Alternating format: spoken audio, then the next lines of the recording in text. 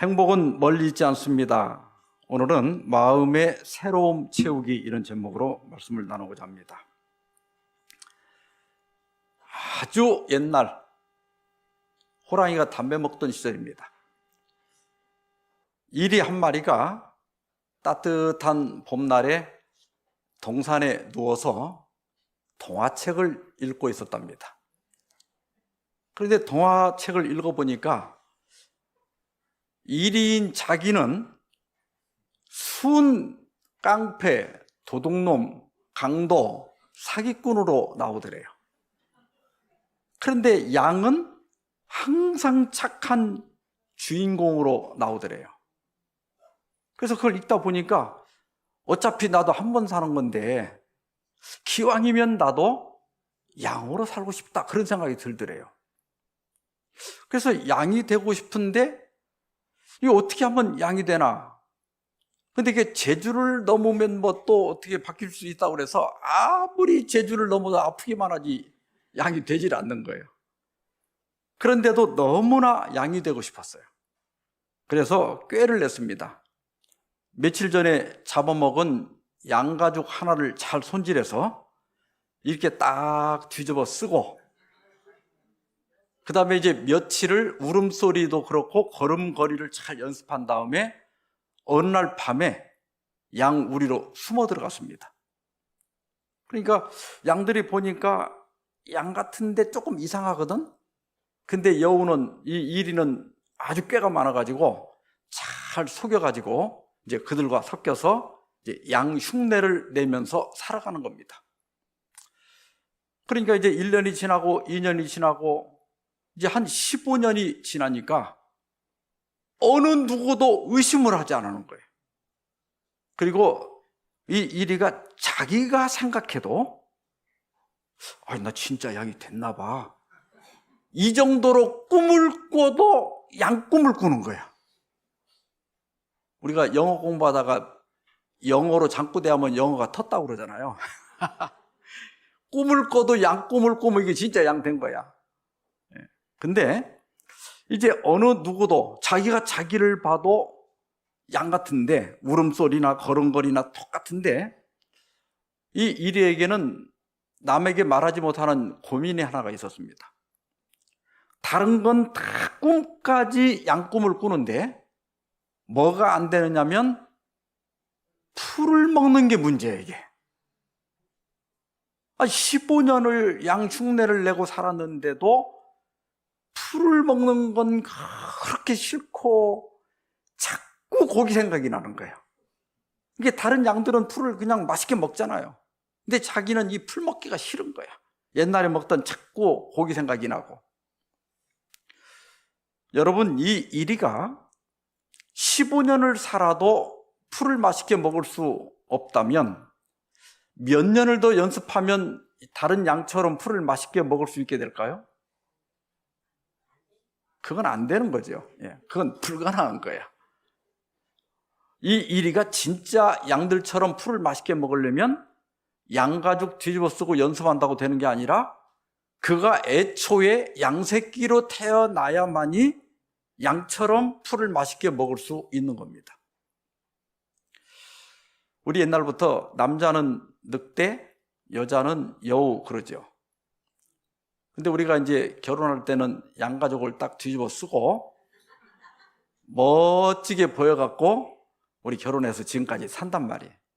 이렇게 딱 살아보니까 양인 줄 알고 살았는데 살아보니까 어때요? 이게 여우고 늑대야, 이게. 그러니까 이제 처음에 내가 봤던 그 아름다운 모습, 멋진 모습을 좀 보여달라고 계속 싸우는 게 부부싸움이야. 근데 여러분들이 지금까지 살아보니까 부부가 변해요, 안 변해요? 상대방이 정말 변해요?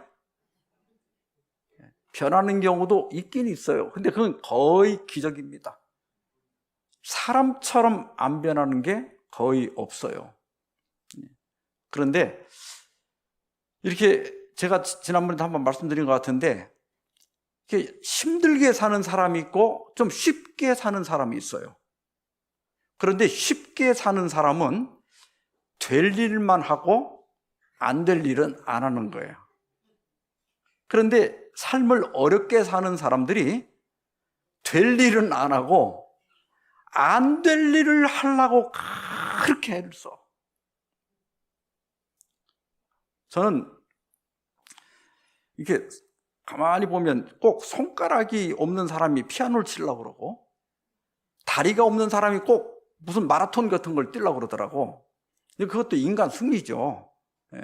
근데 제 생각은 그래요. 저는 손가락이 없으면 발로 하는 걸 그 손에다가 쏟는 시간을 발에다 쏟았으면 훨씬 더 잘하지 않을까?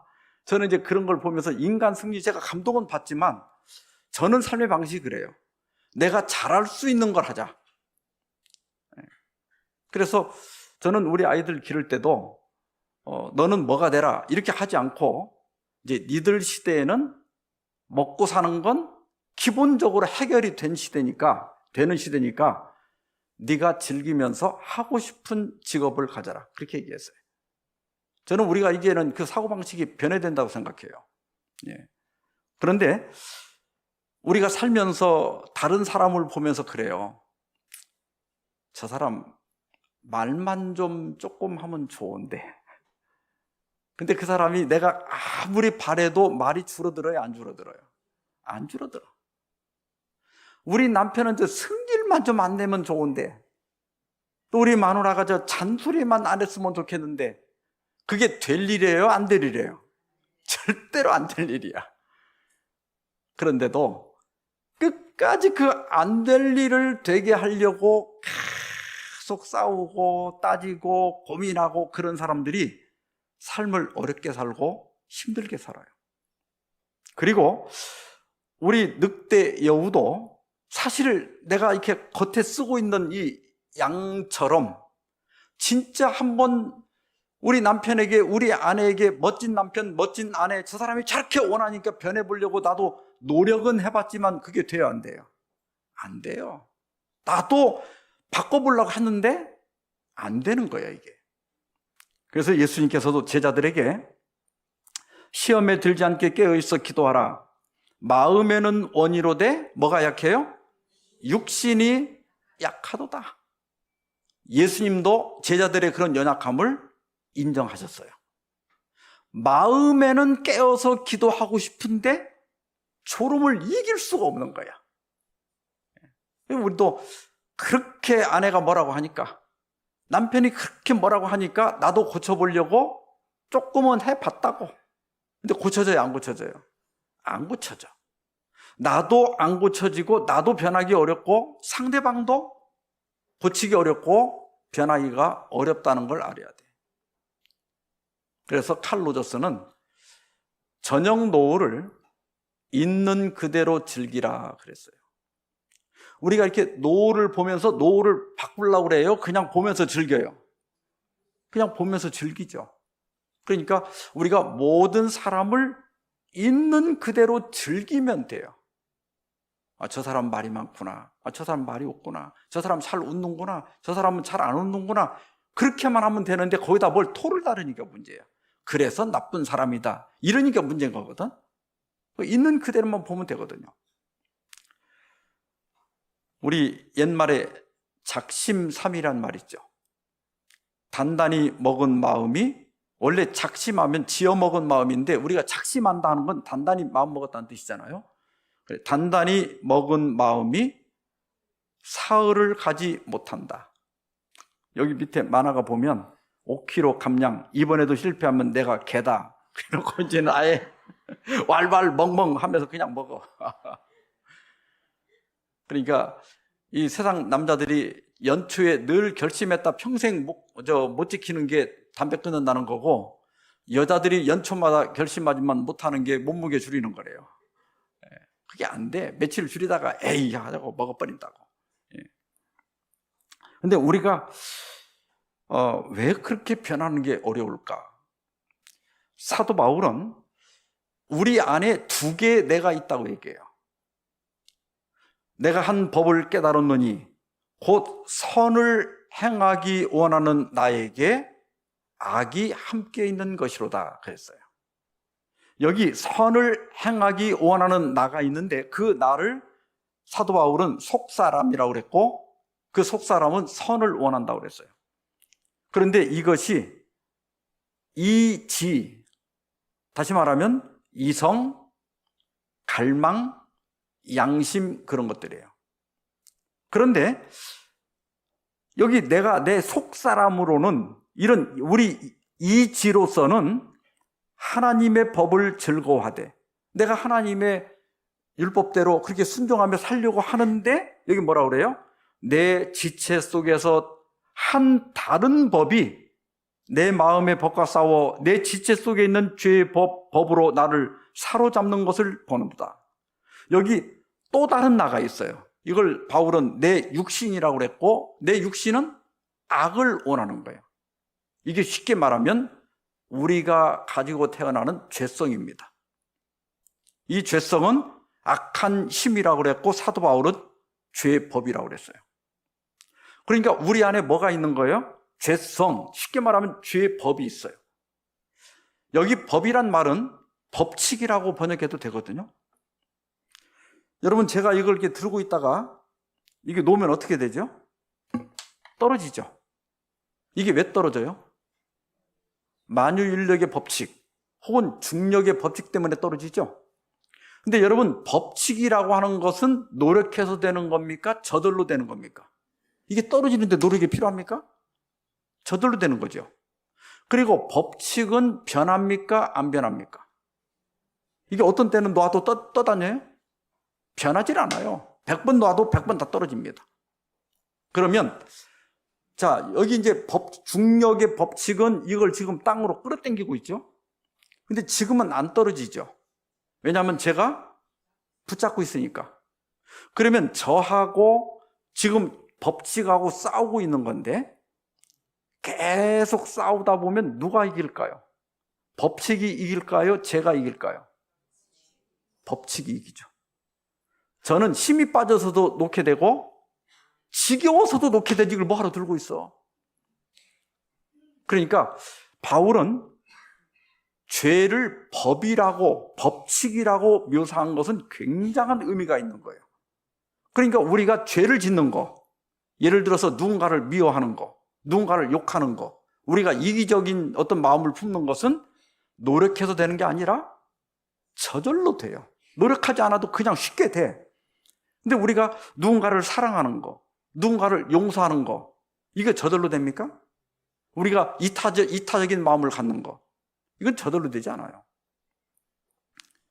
저도 이제 첫 아들을 낳았는데 얼마나 귀한 아들이에요.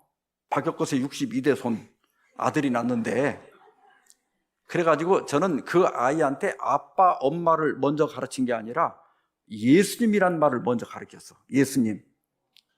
그래서 젖 먹일 때도 항상 예수님 감사합니다 이렇게 하라고 하고 계속해도 이놈이 1살, 2살이 돼도 예수님이란 발음을 잘 못해요. 예수님 그러면 스님 이렇게만 하지 그 발음을 잘 못해.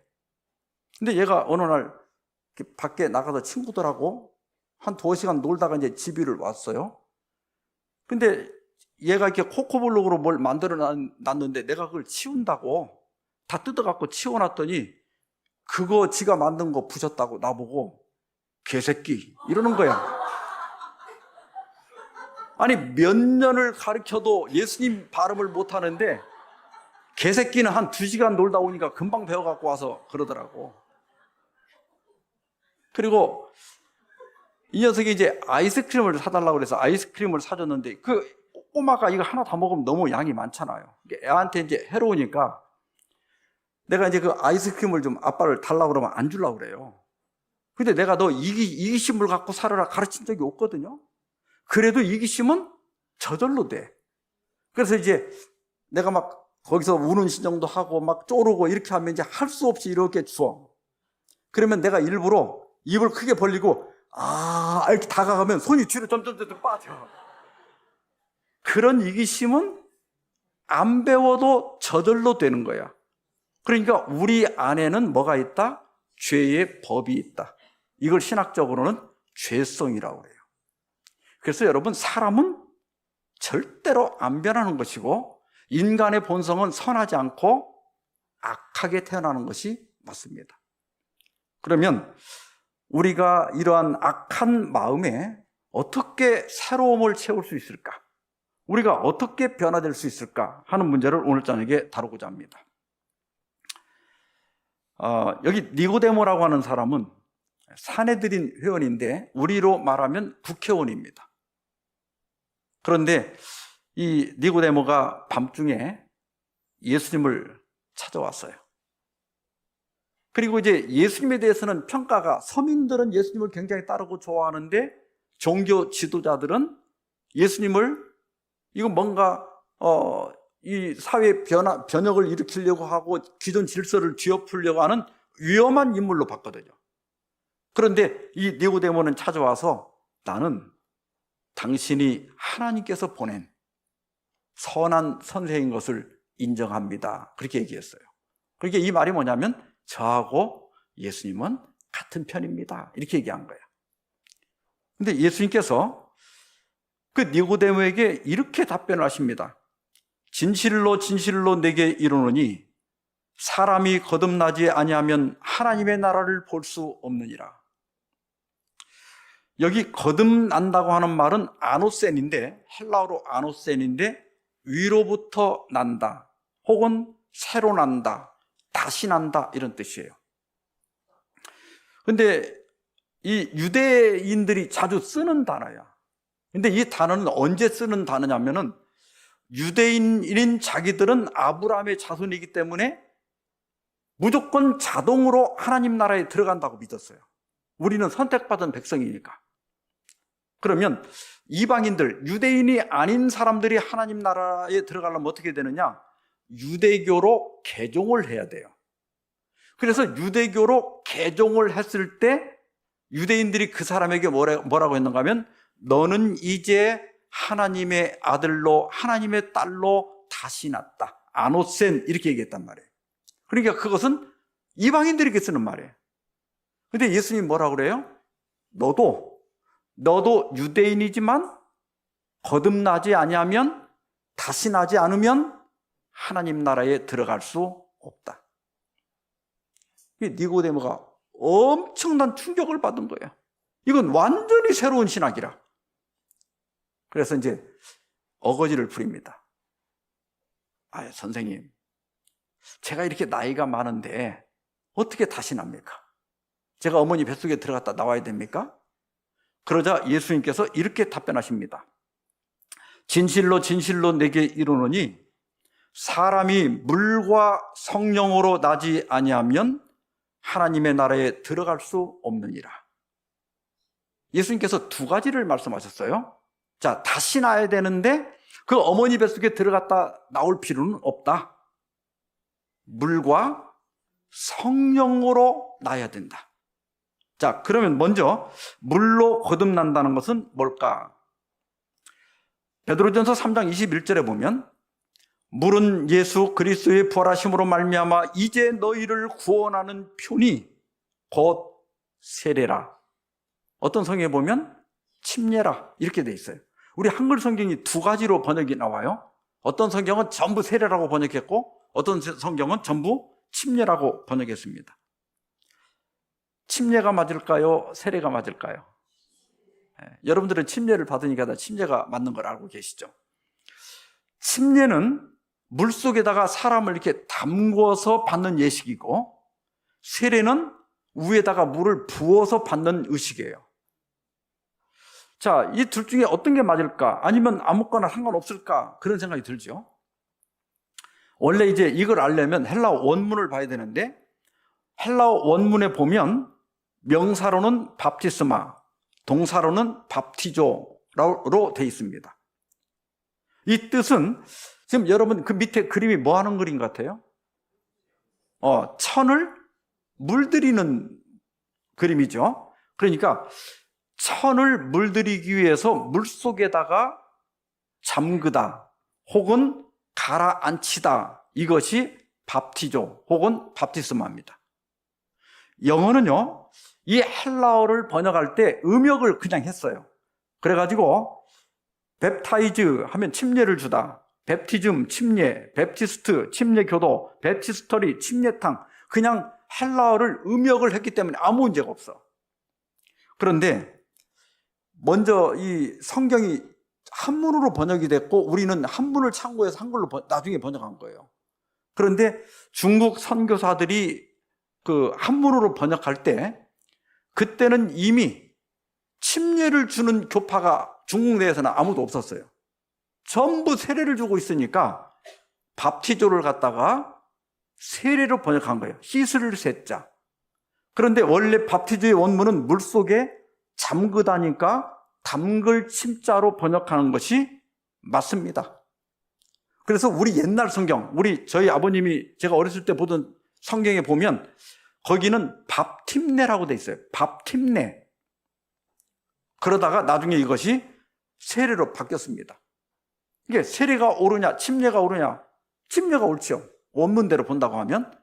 그러면 세례 버리고 침례를 바꾸면 되는데 이거 가지고 이제 옳다 그러다 하니까 어떤 신학자들은 침례가 맞냐, 세례가 맞냐 하지 말고 세침례라고 하자. 세례하고 침례를 합쳐가지고 세침례라고 하자. 사람이요, 잘못됐으면 고치면 되거든요. 근데 인간이 잘못된 걸 알고도 고치려고를 안 해요. 이게 성경 진리의 말씀인데도 이게 고치려고 안 하는 거 보면 다른 건 더 안 고치지. 그러니까 여러분 남편 고치려고 해봤자 헛수고고 여러분 아내 고치려고 해봤자 헛수고예요. 제가 부부 세미나를 하면 어떤 교회 가서 오후에 부부 세미나를 하는데 한참 강의가 이제 한 15분 정도 지나갔는데 몇 집사님들이 일어나갖고 바깥으로 나가더라고. 그래서 듣다가 그냥 간 줄 알았더니 한참 있다가 전부 남편을 붙들고 왔어. 그러니까 내 남편이 오늘 저거 듣고 변해된다 이거야. 근데 그건 제 강의를 잘못 들은 거예요. 저는요, 부부 세미나를 통해서 우리 남편, 우리 아내가 내가 바라는 대로 변화되게 하기 위해서 강의하는 게 아니고 그건 불가능해요. 제가 목표하는 건 이거예요.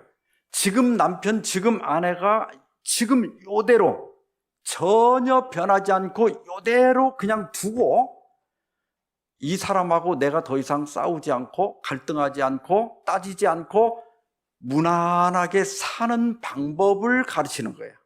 그게 부부 세미나의 목적이에요. 왜? 사람은 잘 안 변하니까.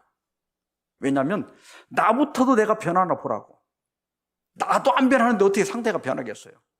그러니까 내 남편 그대로 놔두고 요 사람하고 내가 어떻게 하면 안 부딪히고 어떻게 하면 내가 저 사람 때문에 열받지 않고 살 수 있을까?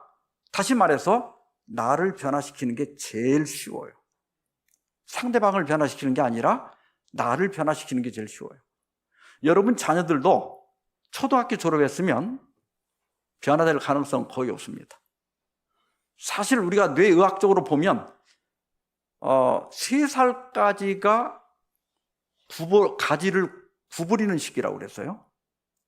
6살이 되면 그 사람의 기질이나 평생 안고 갈 성격이 거의 다 형성이 됩니다. 80~90%가 다 형성이 끝나요. 그러니까 이게 도덕성이나 순종심이나 어떤 생활 습관을 가르치려면 6살 이전에 다 가르쳐야 돼요. 그 시기가 넘어가면 이미 삶의 패턴이 딱 정해지기 때문에 그때부터도 고치면 되긴 되는데 노력이 몇 배가 들어갑니다. 굉장히 어려워요.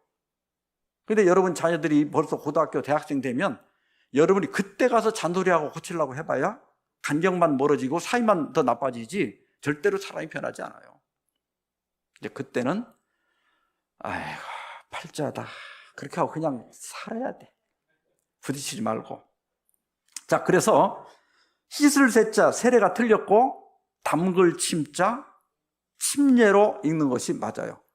왜냐하면 성경에서도 예수님이 침례받는 장면이 나오는데 예수께서 침례를 받으시고 곧 물에서 올라오실세 그랬어요. 예수님이 물에서 올라왔다고 하는 것은 머리다 물을 부었다는 거예요. 예수님이 물속에 잠갔다는 거예요. 잠갔다는 뜻이죠.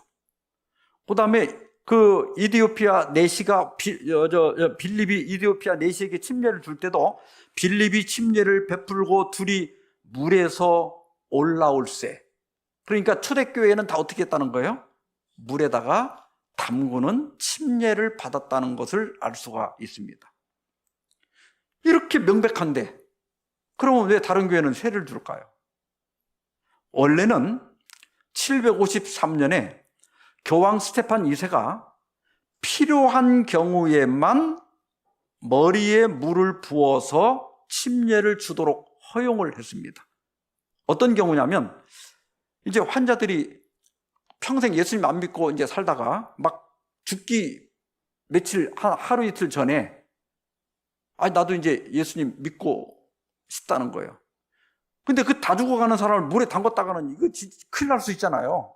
그러니까 이제 그런 경우에 한해서는 그냥 머리다가 물을 부는 것으로 대신하라. 그래서 이것을 병리적 침례 혹은 병원 침례라고 불렀어요. 그러니까 이건 예외적으로 특별한 경우를 위해서 허용해 준 건데 1284년에 가서는 필요한 경우에 한해서 물 뿌리는 세례를 베풀 수 있다.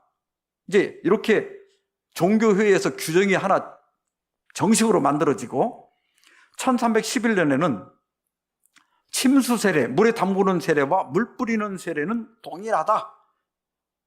이걸 주제 토론을 했어. 공식으로 인정은 안 되고.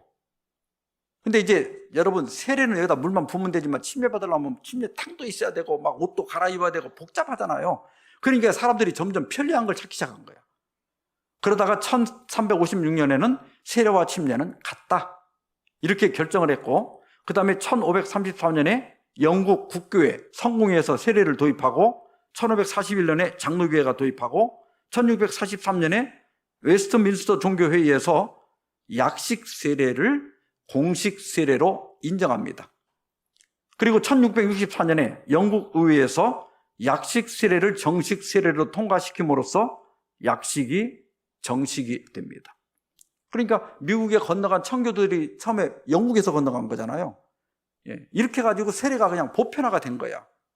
그러니까 이건 처음에는 어떤 필요에 의해서 편리에 의해서 했는데 이게 약식이 오히려 정식이 돼버리고 침례가 없어져 버린 거예요. 그러니까 원래대로 침례를 받는 게 맞다. 그래서 침술에 침례를 행하는 교회는 정교회, 그리스 정교회, 그 다음에 침례교, 오순절파, 순복음교회도 침례 줍니다. 그 다음에 형제회, 그리고 저희 재림교.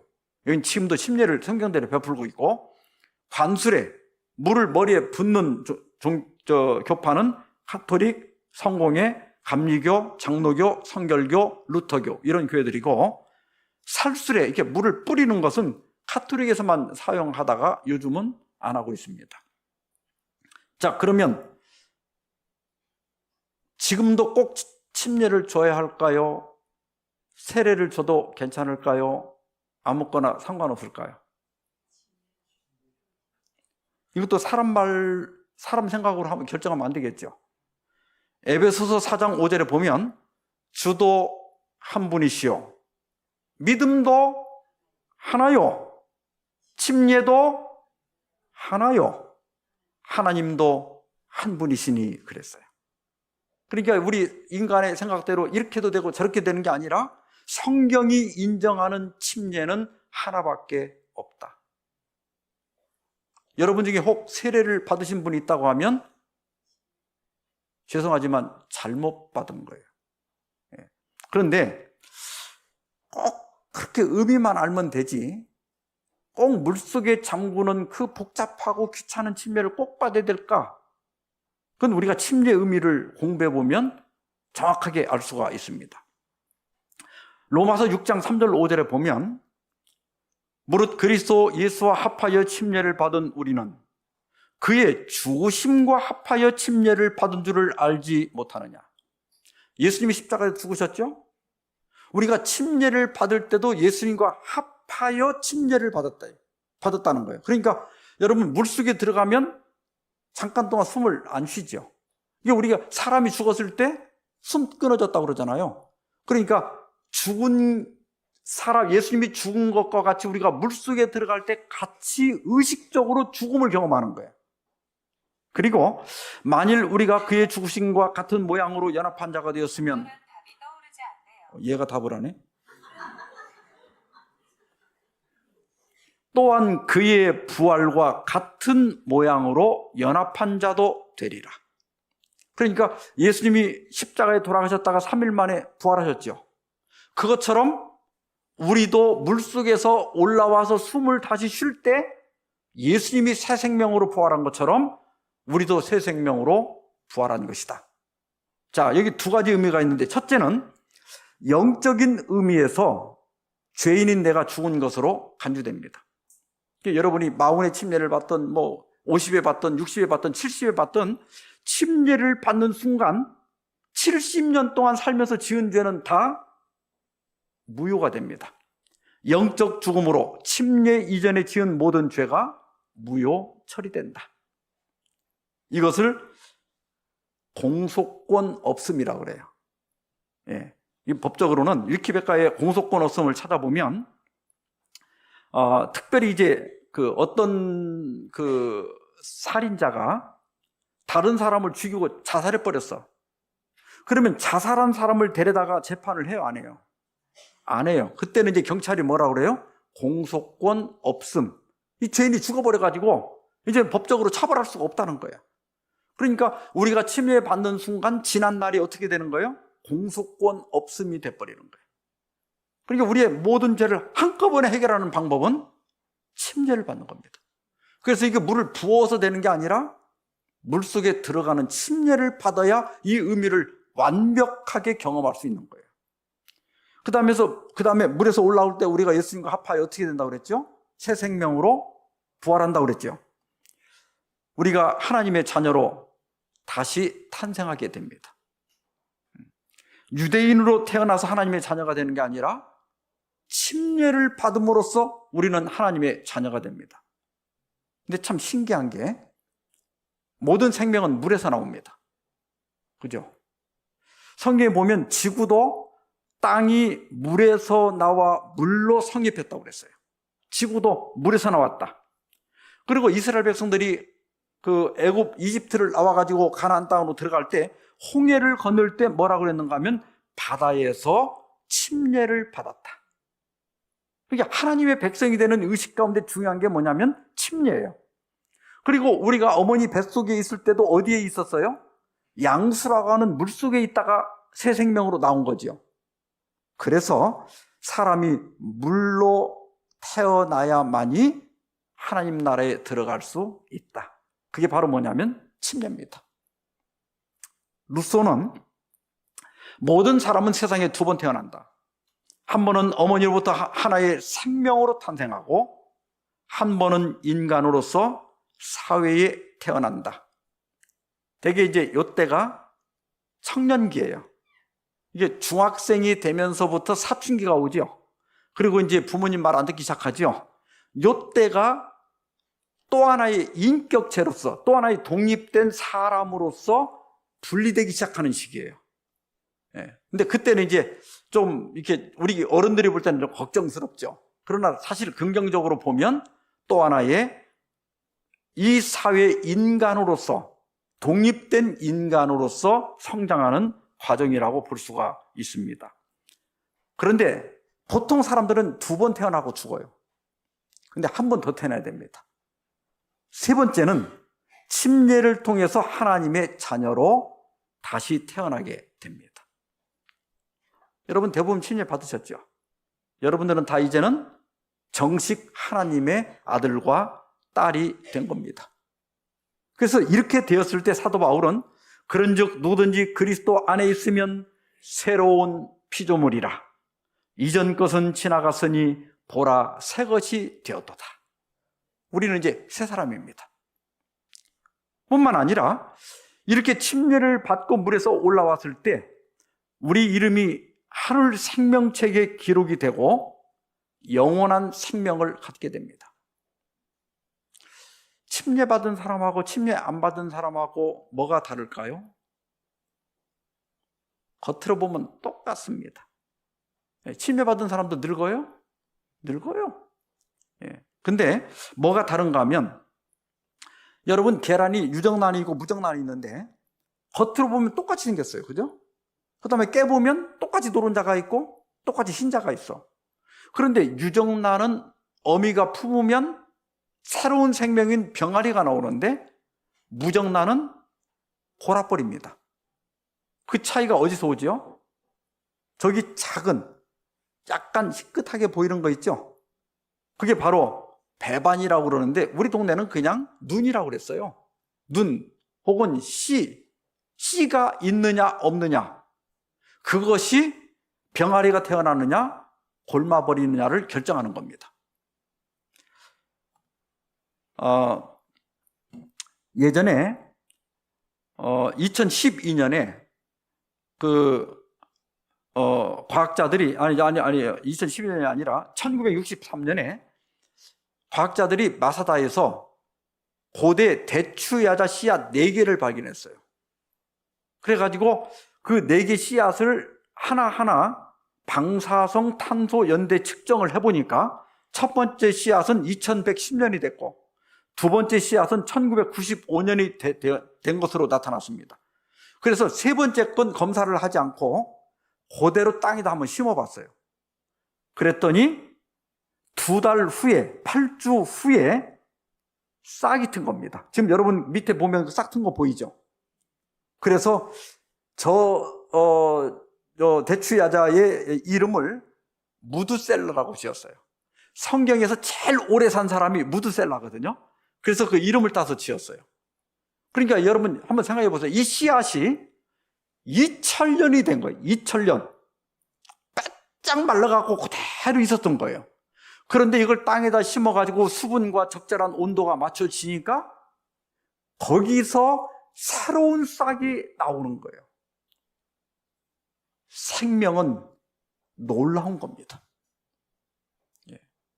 제가 어제 저녁에 그리스도를 믿는 자는 죽어도 살겠고 또 살아서 나를 믿는 자는 영원히 죽지 않는다고 그랬죠. 바로 이 생명의 씨앗이 심어지기 때문에 그렇습니다. 생명의 씨앗이 심어진다는 게 뭘까? 여러분, 지금 제가 이렇게 여러분들에게 화면 보여주고 있는 건 이런 파워포인트라고 하는 프로그램을 통해서 보여주고 있는 거거든요.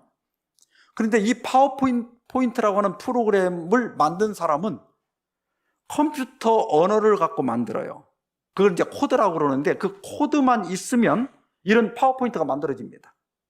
그러니까 만약 내 컴퓨터에서 파워포인트 프로그램을 지워도, 이게 없어져도 그 프로그램을 만든 사람은 코드만 기억하고 있으면 컴퓨터 다시 이렇게 치면 파워포인트가 또 만들어져요.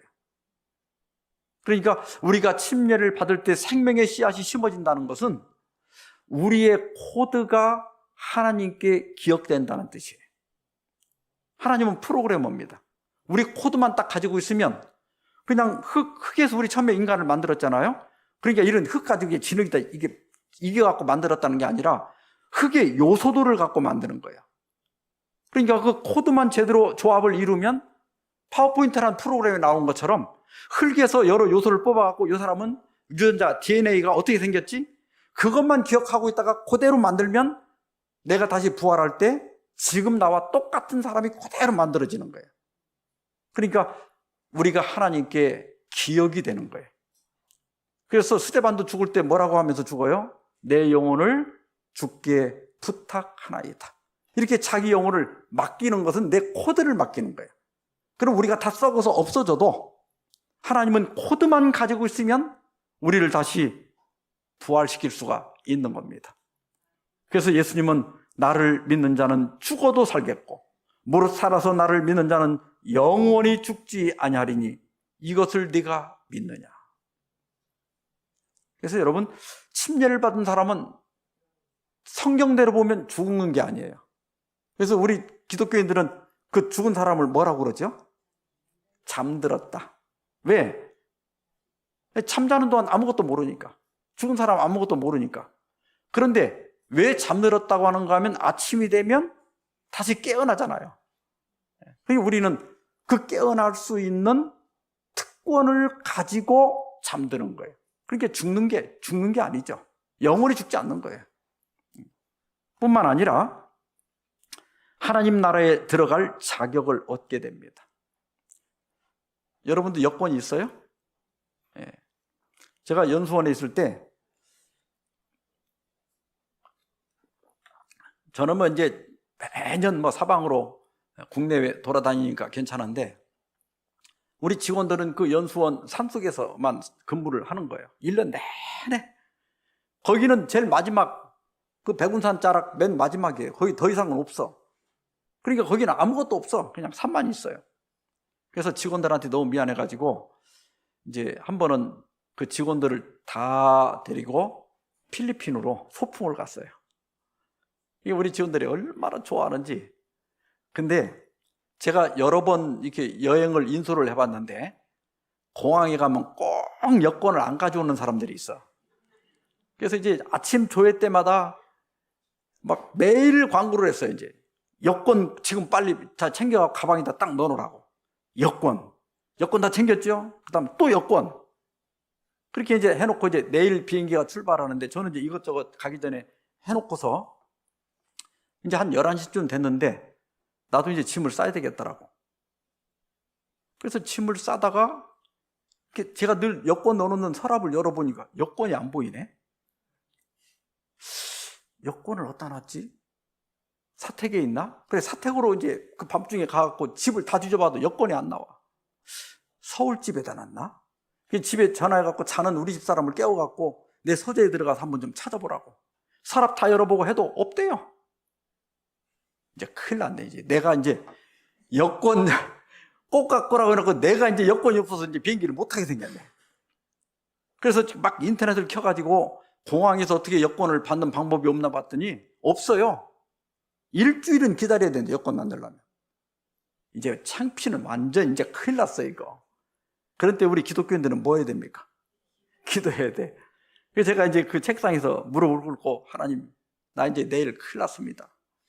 내가 여권이 없어갖고 내가 인솔을 해야 되는데 완전히 나 개망신 나가게 생겼으니까 이 여권 좀 어딨나 좀 찾아달라고.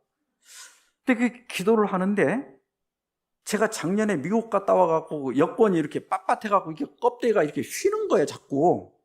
그래 그걸 이렇게 반듯하게 하려고 내가 이렇게 눌러놨던 기억이 나더라고. 그래서 이제 책장을 다 뒤져도 새벽 1시까지 뒤져도 안 나와. 책이란 책은 다 빼갖고 봐도 집에 가서 또 다 빼도 안 나와.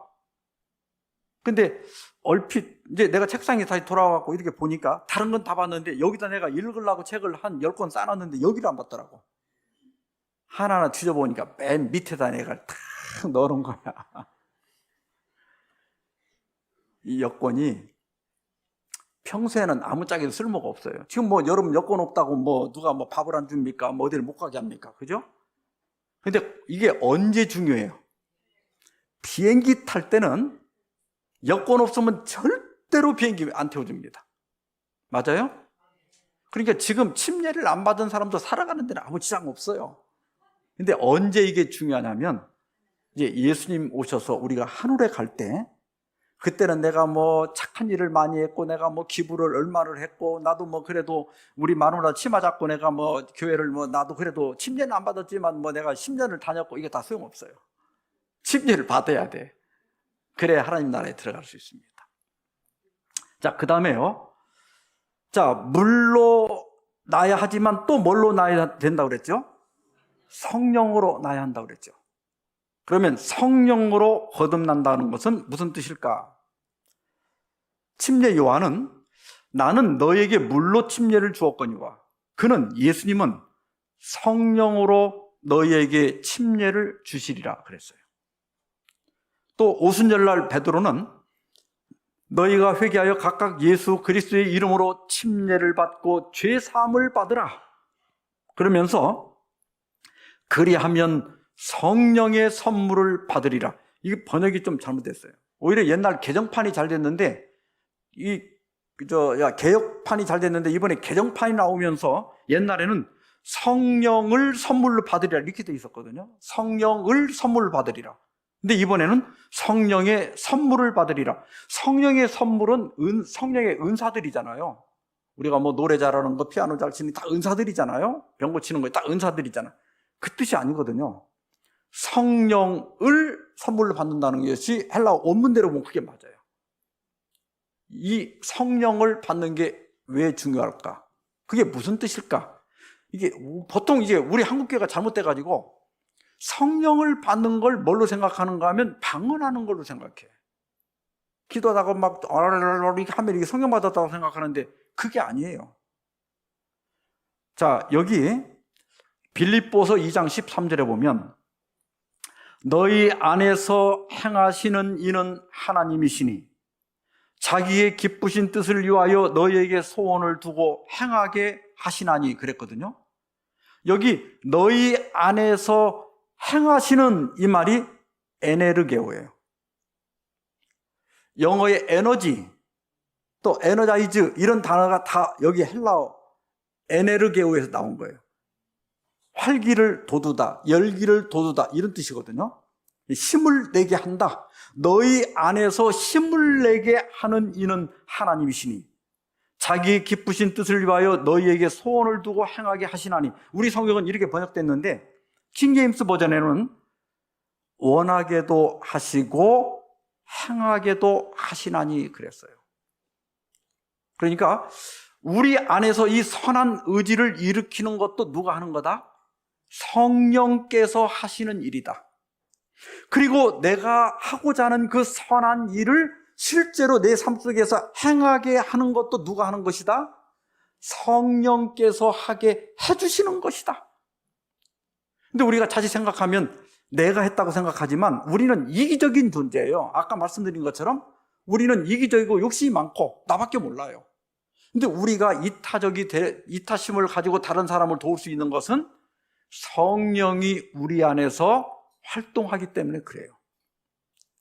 그래서 예수님 안 믿는 사람들의 마음속에도 이게 사람이 성선설이 있고 성악설이 있잖아요. 근데 성경대로 보면 성악설이 맞아. 그런데 어떻게 보면 어떤 때는 예수님을 안 믿는 사람도 선한 일을 해요, 안 해요? 하지요. 그러니까 사람들 속에 어떤 사람은 선하다, 본래는 선하다 그렇게 생각하는 거거든요. 근데 사실은 성경대로 보면 성령이 사람들 마음속에 역사하고 있기 때문에 선한 일들이 나타나는 거예요. 그래서 여러분, 기독교는요 수행의 종교가 아닙니다. 불교는 수행하는 종교죠. 팔정도를 잘 닦아야 돼요. 근데 기독교는 내가 수행을 하는 종교가 아니라 성령이 우리를 변화시켜주는 종교입니다. 그래서 정로계단 58페이지 보면 우리가 예수 그리스도 안에서 새 사람이 되면 우리 생애의 성령의 열매를 맺게 될 것이다.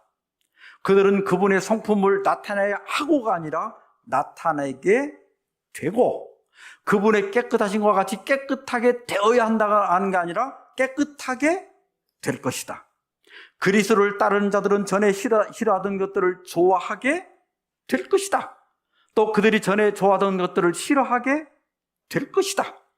교만한 자들은 겸손해지고 어리석은 자들은 지혜로워진다. 술을 많이 마시던 자들은 더 이상 마시지 않게 되고 내가 끊는 게 아니라 끊어지고 불순한 자들은 순결해진다. 세상의 허영을 좋아하는 자들은 그것들을 버리게 된다. 기독교는 내가 하는 종교가 아니라 되는 종교입니다. 성령이 되게 해주시는 종교예요. 그러니까 나는 교회를 갈래도 난 술, 담배를 못 끊어서 이거 끊고 간다고. 그 죽을 때까지 못 끊어요. 교회 못 와요. 기독교는 술, 담배 먹는다고 오지 말라는 종교가 아니에요. 교회를 다니다 보면 언젠가는 술이 싫어서 끊어지게 되고 담배가 싫어서 끊어지게 되는 종교입니다. 근데 집에서 혼자 끊으려면 안 돼요. 무조건 교회를 나와야 돼. 나와서 계속 교회 와서 기도를 하고 하나님의 말씀을 듣고 교인들과 어울리다 보면 하나님의 성령이 우리 마음 가운데 역사해서 우리에게 해로웠던 거, 전혀 도움이 안 되던 거, 우리 헛짓거리 하던 거, 그런 걸 저절로 싫어서 끊어지게 만들어주는 종교가 기독교예요. 그러니까 이 교회는 우리가 약간 성격적으로나 또 건강으로나 여러 가지 문제가 있다고 해서 여기는 깨끗한 사람만 다니는 게 아니에요. 여러분, 여기 병원에 가보면 병원은 건강한 사람이 가요? 아픈 사람이 가요? 아픈 사람을 환영하지 건강한 사람 환영 안 해요. 교회도 여기 깨끗한 사람, 거룩한 사람, 선한 사람만 오라, 이게 교회 아니에요. 교회는 악하고 변화되지 않고 이기적이고 성격이 모난 사람이 와서 내가 나를 고칠 수는 없지만 침례를 받으면 성령께서 나를 변화시켜 주시고 우리 가족을 변화시켜 주신다는 것이 성경의 가르침이에요. 그리고 이미 침례를 받은 여러분들은 여러분 안에 성령의 능력이 이미 존재하고 있다는 사실을 깨달아야 돼요. 이걸 깨닫는 게 왜 중요하냐면, 미운 아기 오리 이야기 다 아시죠?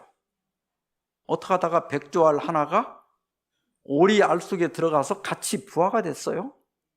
딱 깨보니까 나만 이상해. 그러니까 울음소리도 벌써 이게 다른 오리들은 꽥꽥거려야 되는데 이게 자기는 삐약삐약거리고, 걸음도 막 궁뎅이를 흔들고 걸어야 되는데 자기는 뻗쩍다리고, 예? 또 오리들은 막 시궁창을 뒤지고 다니는데 자기는 날개 밑이 근질근질하고, 이게 오리하고 사는 게 너무너무 불편한 거야. 그래서 이게 미운 아기 오리가 됐어요.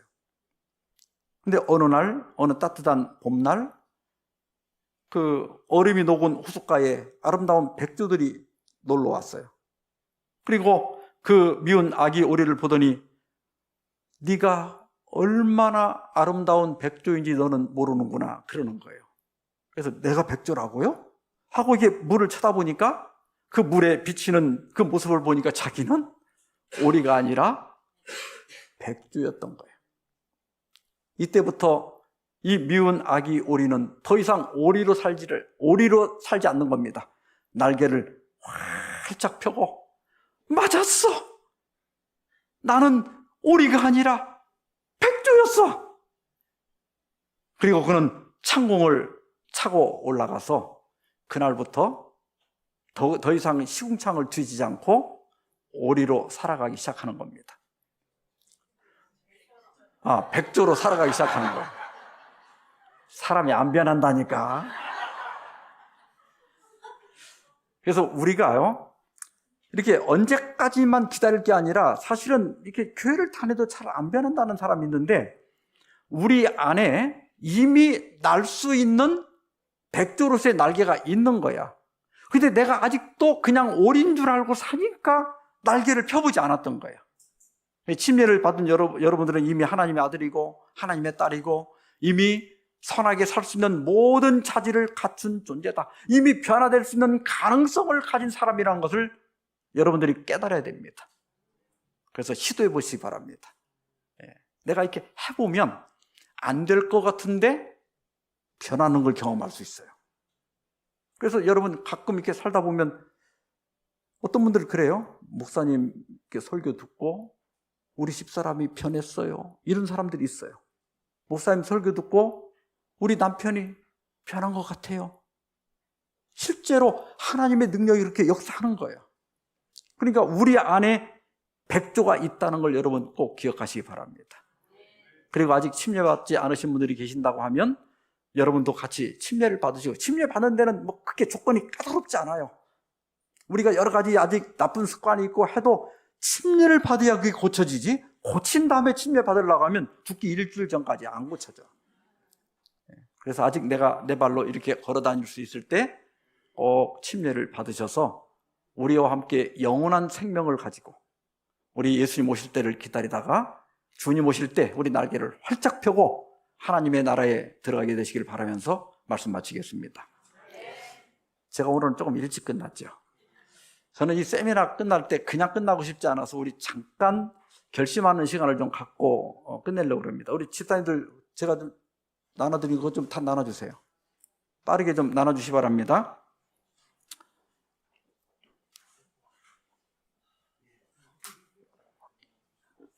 그래도 저한테 이제 화, 수, 목, 금 오늘까지 4번 들었네요. 옛날에는 일요일부터 했는데 요즘 자꾸 바꿔져가지고 이제 월요일부터 하더니 이제는 화요일로 이제 줄어들었어. 그래도 생명의 말씀은 4번만 들어도 제가 필요한 얘기는 다 했지요. 중요한 얘기 많이 했어요. 그래서 그냥 끝나는 것보다는 그래도 우리 잠깐 좀 뭐라도 한 가지 이렇게 마음에 다짐을 하는 그런 시간을 갖고 끝내려고 합니다. 맨 밑에 이름하고 전화번호만 적으시고, 뭐 전화번호 적기 싫으면 안 적어도 됩니다. 이름은 좀 써놓으셔야 누군지 알겠죠? 이건 이제 저한테 하는 약속이 아니라 우리 하나님께 우리가 함께 약속하고 다짐하는 그런 시간입니다. 볼펜도 다 드렸으니까 한번 받으시고요. 자, 1번. 저는 마음의 평안을 위해 모든 짐과 염려를 예수님께 맡기기를 원합니다. 우리 첫날 말씀드렸죠? 그래서 우리 기독교는 맡기는 종교다. 내려놓는 종교가 아니라 예수님께 내 모든 염려와 삶의 짐을 맡기는 종교입니다. 두 번째로, 저는 마음의 기쁨을 위하여 가시보다 장미를 보겠습니다. 우리 삶에 장미가 훨씬 많다고 그랬죠? 그리고 하나님을 더 가까이 하는 삶을 살기를 원합니다. 교회를 다녀도 적극적으로 화끈하게 믿어야 교회 다니는 맛을 알고 더 기쁜 삶을 살 수가 있습니다. 그 다음에 세 번째로, 저는 마음에 기댈 곳을 예수님에게서 발견했으며 예수님을 삶의 인도자로 그리고 구주로 의지하기를 원합니다. 원하시는 분들은 체크하거나 동그라미를 치시면 됩니다. 그 다음에 4번, 5번은 침례 안 받으신 분들만 체크하시면 됩니다. 저는 마음의 새로움을 위해 기회가 되면 침례를 받아 영원한 생명을 얻기를 원합니다. 뭐 오늘 당장 받는 게 아니에요. 여러분 이제 침례도 받겠다고 여러분들이 표시만 하시면 교회에서 이제 이렇게 그 절차가 있어요. 그런 것들을 침례받도록 이렇게 준비를 시켜가지고 여러분 마음이 이제 저 다음에 이번에 받을래요 이렇게 할 때까지 마음 준비를 다 해서 여러분들이 마지막 침례 받겠다고 할 때 침례를 받게 도와드립니다. 그러니까 부담 갖지 마시고 오늘 결심을 하고 돌아가시기 바랍니다. 다섯 번째로, 저는 36 부산병원교회 출석하기를 원합니다. 아직 침례는 좀 못 받더라도 교회는 이번 기회에 발을 디뎠으니 이리로 한번 나와 보겠습니다. 이렇게 체크를 하시면 우리 목사님께서 이 체크하신 것을 보시고 여러분들 또 교회를 안 나오시면 나오도록 교회 오시면 여러 가지 안내도 해드리고 또 도움을 드릴 겁니다. 그 다음에 여섯 번째는 이제 우리 다 같이 하는 겁니다. 제가 성령을 선물로 받아 변화된 삶을 살도록 기도해 주십시오. 거기 체크를 하시면 그 체크하신 분들의 이름을 놓고 저와 우리 담임 목사님 함께 기도하도록 그렇게 하겠습니다. 자, 우리 집사님들 다 걷어주세요. 이제 그 밑에 이름 쓰시고 전화번호 쓰실 분들 다 쓰시고 다 내시면 제가 기도하고 마시도록 하겠습니다.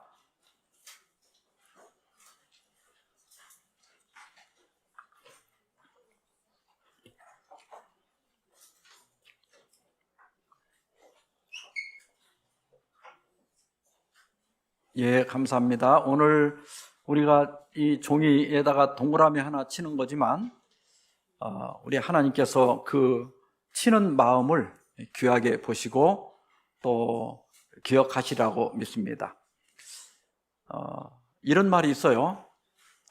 어리석은 사람은 인연이 다가와도 몰라보고 보통 사람들은 알면서도 놓치고 현명한 사람은 다가온 인연을 붙잡는다, 그런 말이 있어요. 여기 체크를 했던 안 했던 이번에 여기 총 전체적으로는 꽤 많은 분들이 오신 걸로 제가 알고 있는데 기왕에 여기 발 한 번이라도 디드신 여러분들 계속해서 나와보시기 바랍니다. 교회 단에서 손해볼 게 하나도 없어요. 그리고 이 재림교인들은요, 세계적으로 이건 이미 입증이 된 거예요. 일반인에 비해서 9년을 더 산다고 나와 있어요. 이건 세계적으로 입증이 된 거예요. 논문도 나와 있고. 이게 재림교인들은 신앙도 제대로 할 뿐만 아니라 또 여기 건강 기별이 있거든요.